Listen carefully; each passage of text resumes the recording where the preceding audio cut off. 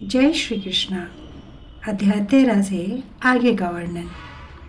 अध्याय 13 प्रकृति, पुरुष तथा चेतना। श्लोक 1 व 2। अनुवाद। अर्जुन ने कहा, हे कृष्ण, मैं प्रकृति एवं पुरुष, भोक्ता, क्षेत्र एवं क्षेत्रज्ञ तथा ज्ञान एवं ज्ञेय के विषय में जानने का इच्छुक हूँ। श्री भगवान ने कहा, हे कुंती पुत्र, यह शरीर क्षेत्र कहलाता है और इस क्षेत्र को जानने वाला क्षेत्रज्ञ है। अर्जुन प्रकृति, पुरुष, क्षेत्र, क्षेत्रज्ञ, ज्ञान तथा ज्ञेय के विषय में जानने का इच्छुक था।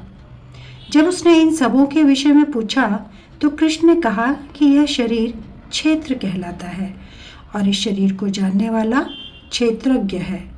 यह शरीर बद्धजीव के लिए कर्म क्षेत्र है। बद्धजीव इस संसार में बंधा हुआ है और वह भौतिक प्रकृति पर अपना प्रभुत्व प्राप्त करने का प्रयत्न करता है। इस प्रकार प्रकृति पर प्रभुत्व दिखाने की क्षमता के अनुसार उसे कर्म क्षेत्र प्राप्त होता है।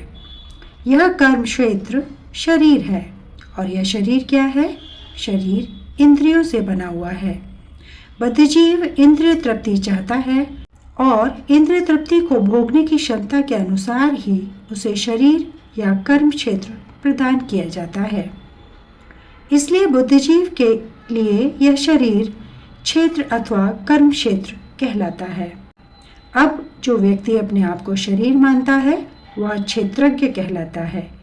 क्षेत्र तथा क्षेत्रज्ञ अथवा शरीर और शरीर के ज्ञाता, देही का अंतर समझ पाना कठिन नहीं है।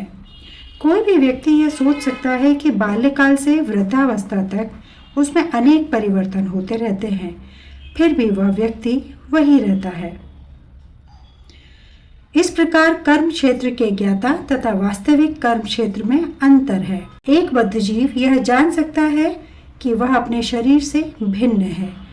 प्रारंभ में ही बताया गया है कि जीव शरीर के भीतर है और यह शरीर बालक से किशोर, किशोर से तरुण और तरुण से वृद्ध के रूप में बदलता जाता है और शरीरधारी जानता है कि शरीर परिवर्तित हो रहा है। स्वामी स्पष्टतः क्षेत्रज्ञ है। कभी कभी हम सोचते हैं, मैं सुखी हूँ, मैं पुरुष हूँ, मैं स्त्री हूँ, मैं कुत्ता हूँ, मैं बिल्ली हूँ। ये ज्ञाता की शारीरिक उपाधियाँ हैं, लेकिन ज्ञाता शरीर से भिन्न होता है। भले ही हम तरह तरह की वस्तुएं प्रयोग में लाएं, जैसे कपड़े इत्यादि, लेकिन हम जानते हैं कि हम इन वस्तुओं से भिन्न हैं। इसी प्रकार थोड़ा विचार करने पर हम यह भी जानते हैं कि हम शरीर से भिन्न हैं। मैं, तुम या अन्य कोई जिसने शरीर धारण कर रखा है क्षेत्रज्ञ कहलाता है, अर्थात वह कर्म क्षेत्र का ज्ञाता है और यह शरीर क्षेत्र है, साक्षात कर्म क्षेत्र। भगवत गीता के प्रथम 6 अध्यायों में शरीर की ज्ञाता जीव तथा जिस स्थिति में वह भगवान को समझ सकता है उसका वर्णन हुआ है। बीच के 6 अध्यायों में भगवान तथा भगवान के साथ जीवात्मा के संबंध एवं भक्ति के प्रसंग में परमात्मा का वर्णन है। इन अध्यायों में भगवान की श्रेष्ठता तथा जीव की अधीन अवस्था की निश्चित रूप में परिभाषा की गई है। जीवात्माएं सभी प्रकार से अधीन हैं और अपनी विस्मृति के कारण वे कष्ट उठा रही हैं। जब पुण्य कर्मों द्वारा उन्हें प्रकाश मिलता है तो वे विभिन्न परिस्थितियों में यथार्थ, धनहीन, जिज्ञासु तथा ज्ञान पिपासु के रूप में भगवान के पास पहुंचती हैं। इसका भी वर्णन हुआ है। अब 13वें अध्याय से आगे इसकी व्याख्या हुई है कि किस प्रकार जीवात्मा प्रकृति के संपर्क में आता है और किस प्रकार कर्म, ज्ञान तथा भक्ति के विभिन्न साधनों के द्वारा परमेश्वर उसका उद्धार करते हैं। यद्यपि जीवात्मा भौतिक शरीर से सर्वथा भिन्न है, लेकिन वह किस तरह उससे संबंध हो जाता है इसकी भी व्याख्या की गई है। श्लोक 3। अनुवाद। हे भरतवंशी, तुम्हें ज्ञात होना चाहिए कि मैं भी समस्त शरीरों में ज्ञात भी हूँ और इस शरीर तथा इसके ज्ञाता को जान लेना ज्ञान कहलाता है, ऐसा मेरा मत है। तात्पर्य: शरीर, शरीर के ज्ञाता, आत्मा तथा परमात्मा विषयक व्याख्या के दौरान हमें 3 विभिन्न विषय मिलेंगे: भगवान, जीव तथा पदार्थ। प्रत्येक कर्म क्षेत्र में, प्रत्येक शरीर में 2 आत्माएं होती हैं, आत्मा तथा परमात्मा। चूंकि परमात्मा भगवान श्री कृष्ण का श्वास है, अतः कृष्ण कहते हैं, मैं भी ज्ञाता हूँ, लेकिन मैं शरीर का व्यष्टि ज्ञाता नहीं हूँ, मैं परम ज्ञाता हूँ। मैं शरीर में परमात्मा के रूप में विद्यमान रहता हूँ। जो क्षेत्र तथा क्षेत्रज्ञ का अध्ययन भगवद गीता के माध्यम से सूक्ष्मता से करता है, उसे यह ज्ञान प्राप्त हो सकता है। भगवान कहते हैं, मैं प्रत्येक शरीर के कर्म क्षेत्र का ज्ञाता हूँ। व्यक्ति भले ही अपने शरीर का ज्ञाता हो, किंतु उसे अन्य शरीरों का ज्ञान नहीं होता। समस्त शरीरों में परमात्मा रूप में विद्यमान भगवान समस्त शरीरों के विषय में जानते हैं। वे जीवन की विविध योनियों के सभी शरीरों को जानने वाले हैं। एक नागरिक अपने भूमि खंड के विषय में सब कुछ जानता है, लेकिन राजा को न केवल अपने महल का, अपितु प्रत्येक नागरिक की भू संपत्ति का ज्ञान रहता है। इसी प्रकार कोई भले ही अपने शरीर का स्वामी हो, लेकिन परमेश्वर समस्त शरीरों के अधिपति हैं।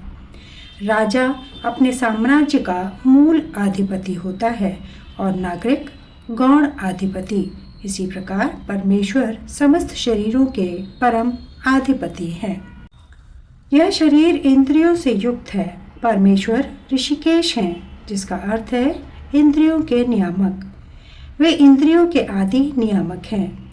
जिस प्रकार राजा अपने राज्य की समस्त गतिविधियों का आदि नियामक होता है, नागरिक तो गौण नियामक होते हैं।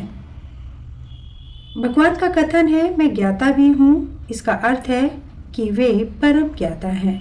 जीवात्मा केवल अपने विशिष्ट शरीर को ही जानता है।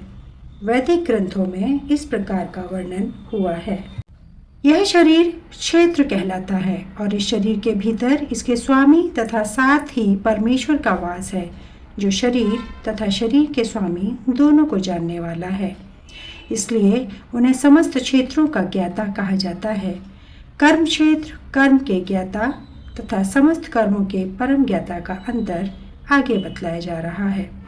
वैदिक ग्रंथों में शरीर, आत्मा तथा परमात्मा के स्वरूप की सम्यक जानकारी ज्ञान नाम से अभिहित की जाती है, ऐसा कृष्ण का मत है। आत्मा तथा परमात्मा को एक मानते हुए भी पृथक पृथक समझना ज्ञान है। जो कर्म क्षेत्र तथा कर्म के ज्ञाता को नहीं समझता, उसे पूर्ण ज्ञान नहीं होता। मनुष्य को प्रकृति पुरुष, प्रकृति का भोक्ता तथा ईश्वर वह ज्ञाता जो प्रकृति एवं व्यष्टि आत्मा का नियामक है की स्थिति समझनी होती है। उसे इन तीनों के विभिन्न रूपों में किसी प्रकार का भ्रम पैदा नहीं करना चाहिए। मनुष्य को चित्रकार, चित्र तथा तुलिका में भ्रम नहीं करना चाहिए। यह भौतिक जगत जो कर्म क्षेत्र के रूप में है, प्रकृति है और इस प्रकृति का भोक्ता जीव है और इन दोनों के ऊपर परम नियामक भगवान है। वैदिक भाषा में इसे इस प्रकार कहा गया है। प्रकृति कर्म क्षेत्र के रूप में ब्रह्मा है तथा जीव भी ब्रह्मा है, और जो भौतिक प्रकृति को अपने नियंत्रण में रखने का प्रयत्न करता है और इन दोनों का नियामक भी ब्रह्मा है, लेकिन वास्तविक नियामक वही है। इस अध्याय में बताया जाएगा कि इन दोनों ज्ञाताओं में से एक अच्युत है तो दूसरा च्युत, एक श्रेष्ठ है तो दूसरा अधीन। जो व्यक्ति क्षेत्र के इन दोनों ज्ञाताओं को एक मान लेता है, वह भगवान के शब्दों का खंडन करता है, क्योंकि उनका कथन है, मैं भी कर्म क्षेत्र का ज्ञाता हूँ। जो व्यक्ति रस्सी को सर्प जान लेता है, वह ज्ञाता नहीं है। शरीर कई प्रकार के हैं और इनके स्वामी भी भिन्न भिन्न हैं। चूंकि प्रत्येक जीव की अपनी निजी सत्ता है, जिससे वह प्रकृति पर प्रभुत्ता की सामर्थ्य रखता है, अतएव शरीर विभिन्न होते हैं। लेकिन भगवान उस समय परम नियंता के रूप में विद्यमान रहते हैं। यहाँ पर च शब्द महत्वपूर्ण है क्योंकि यह समस्त शरीरों का घोतक है। यह श्रील बलदेव विद्याभूषण का मत है।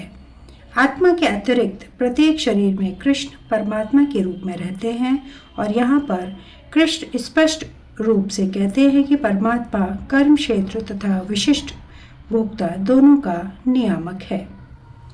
श्लोक 4। अनुवाद।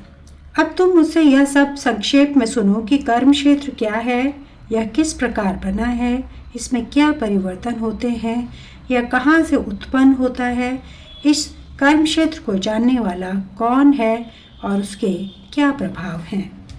तात्पर्य: भगवान कर्म क्षेत्र तथा कर्म क्षेत्र के ज्ञाता क्षेत्रज्ञ की स्वाभाविक स्थितियों का वर्णन कर रहे हैं। मनुष्य को यह जानना होता है कि यह शरीर किस प्रकार बना हुआ है, यह शरीर किन पदार्थों से बना है, यह किसके नियंत्रण में कार्यशील है, इसमें किस प्रकार परिवर्तन होते हैं, ये परिवर्तन कहाँ से आते हैं, वे कारण कौन से हैं, आत्मा का चरम लक्ष्य क्या है तथा आत्मा का वास्तविक स्वरूप क्या है। मनुष्य को आत्मा तथा परमात्मा, उनके विभिन्न प्रभावों, उनकी शक्तियों आदि के अंतर को भी जानना चाहिए। यदि वह भगवान द्वारा दिए गए वर्णन के आधार पर भगवत गीता समझ ले तो ये सारी बातें स्पष्ट हो जाएंगी। लेकिन उसे ध्यान रखना होगा कि प्रत्येक शरीर में वास करने वाला परमात्मा को जीव का स्वरूप न मान बैठे। ऐसा तो सक्षम पुरुष तथा अक्षम पुरुष को एक समान बताने जैसा है। श्लोक 5। अनुवाद। विभिन्न वैदिक ग्रंथों में विभिन्न ऋषियों ने कार्यकलापों के क्षेत्र तथा उन कार्यकलापों के ज्ञाता के ज्ञान का वर्णन किया है।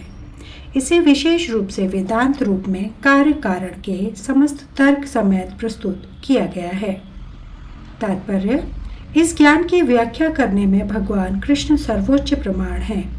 फिर भी विद्वान तथा प्रामाणिक लोग इसे सदैव पूर्ववर्ती आचार्यों या साक्ष्य प्रस्तुत करते हैं।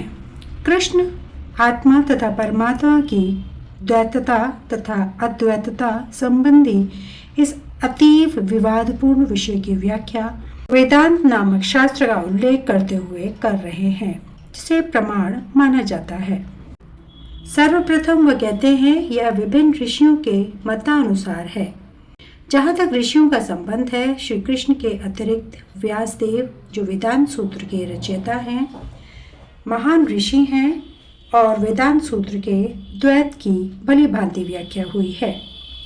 व्यासदेव के पिता पराशर भी महर्षि हैं और उन्होंने धर्म संबंधी अपने ग्रंथों में लिखा है, तुम, मैं तथा अन्य सारे जीव अर्थात हम सभी दिव्य हैं, भले ही हमारे शरीर भौतिक हों।